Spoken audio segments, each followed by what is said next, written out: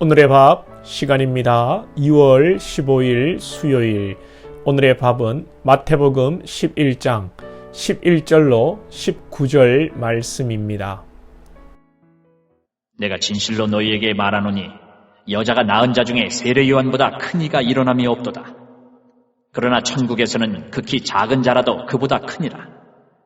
세례 요한의 때부터 지금까지 천국은 침노를 당하나니 침노하는 자는 빼앗느니라. 모든 선지자와 율법이 예언한 것은 요한까지니 만일 너희가 즐겨 받을진대 오리라 한 엘리야가 곧 이 사람이니라. 귀 있는 자는 들을지어다. 이 세대를 무엇으로 비유할까?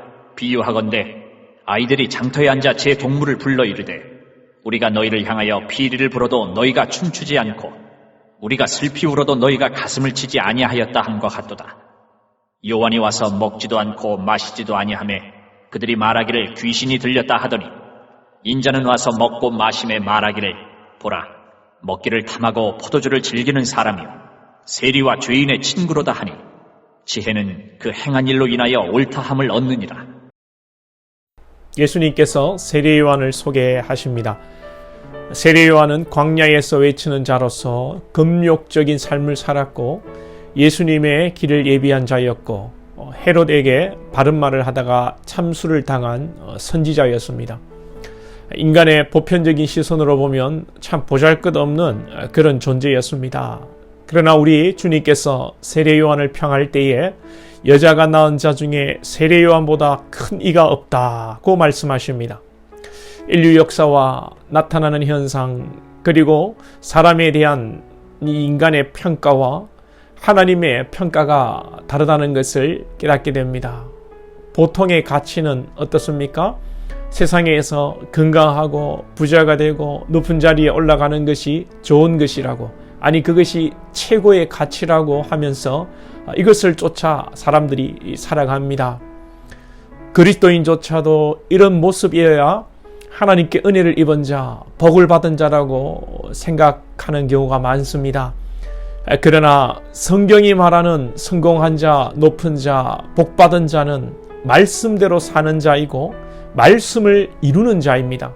이것이 우리가 하는 것이 아니고 또 주의 은혜로 되어지는 것이니 참으로 이것이 은혜요 하늘로부터 부어지는 복인 줄, 참된 복인 줄로 믿습니다.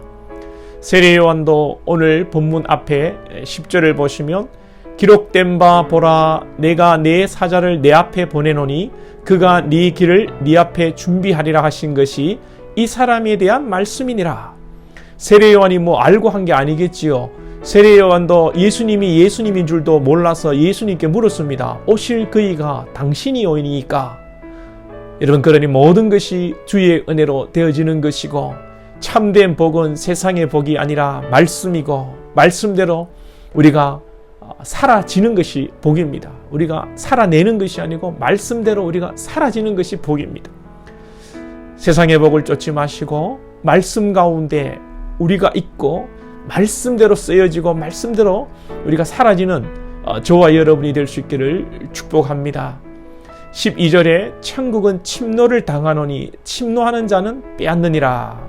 참 난해한 구절입니다. 해석하기 어려운 구절인데 사람들은 인간의 의와 인간의 그 열심, 노력을 강조할 때 이 구절을 많이 생각합니다.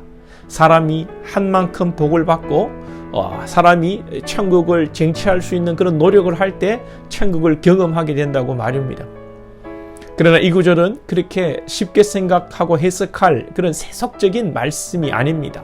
난해하지만 제가 말씀을 묵상하기에는 13절과 연관지어 보면 선지자와 율법이 예언한 것이 세례 요한까지이고 12절에서 세례 요한부터 천국이 침노를 당한다 이렇게 말씀했으니 구약의 율법이 요한 때까지이고 요한 때부터 이 구약의 제사가 아니라 예수 그리스도를 예언하게 되고 예표하게 되고 준비하게 되고 그러므로 예수 그리스도를 더 구체적으로 바라봄으로 예수 그리스도를 믿음으로 예수 그리스도의 보혈로 유대인이든 헬라인이든 이방인이든 구원을 받는다는 이 복음의 확장성, 이 보편성 또 편만성을 말씀하는 것으로 보입니다.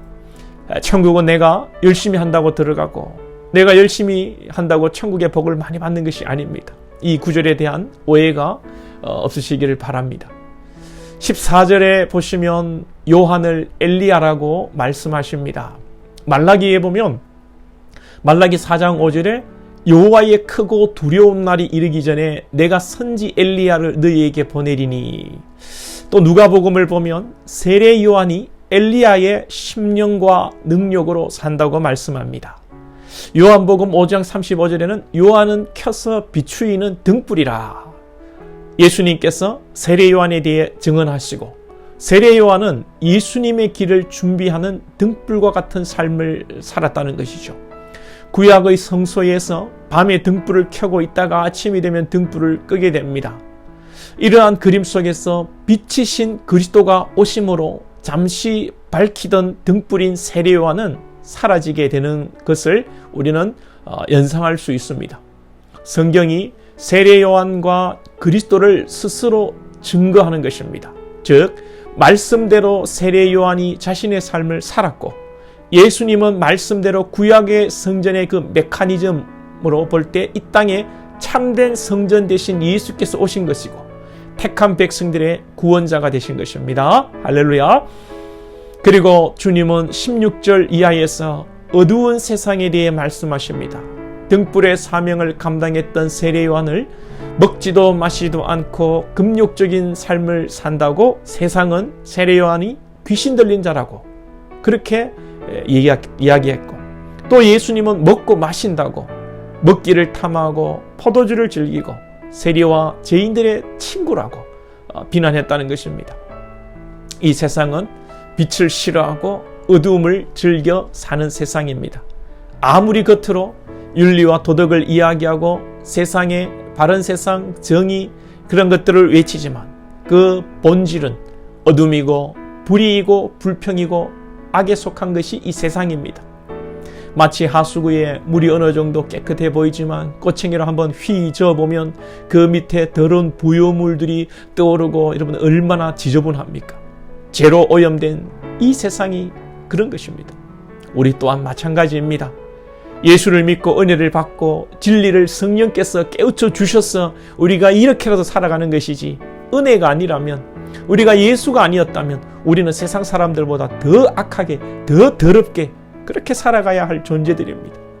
주님이 평가하시는 이 시대를 영안의 눈으로 바로 깨닫고, 또 우리 자신이 세상과 별반 다를 바 없는 인생인 줄 아시고 오직 은혜에 말씀에 붙들림 받아요 주의 뜻대로 살아가시는 자들이 다 될 수 있기를 주님의 이름으로 축복합니다. 기도드리겠습니다. 하나님 아버지 감사합니다. 오늘 또 말씀을 주신 것을 감사합니다. 세례 요한이 말씀대로 그의 인생이 사라졌던 것처럼 주님, 우리도 말씀대로 주의 뜻대로 사라지기를 원합니다. 특별히 우리의 삶을 통해 주님을 증거하고 복음을 증거하라고 말씀하였사오니 주의 말씀대로 우리의 삶이 빛이 되게 하시고 예수 그리스도가 되게 하셔서 우리를 통하여서 그리스도가 증거되어지는 말씀대로 사라지는 우리의 인생 되기를 소망합니다. 예수 그리스도의 보혈, 성령의 은혜가 아니었으면 우리가 이렇게 이만큼이라도 살아갈 수 없는 죄인이라는 것을 늘 깨닫게 하시고 우리를 자랑하지 아니하며 겸손히 주님 앞에 또 세상 앞에 살아가는 저희들 될 수 있도록 은혜를 베풀어 주옵소서. 예수님의 이름으로 기도하옵나이다. 아멘.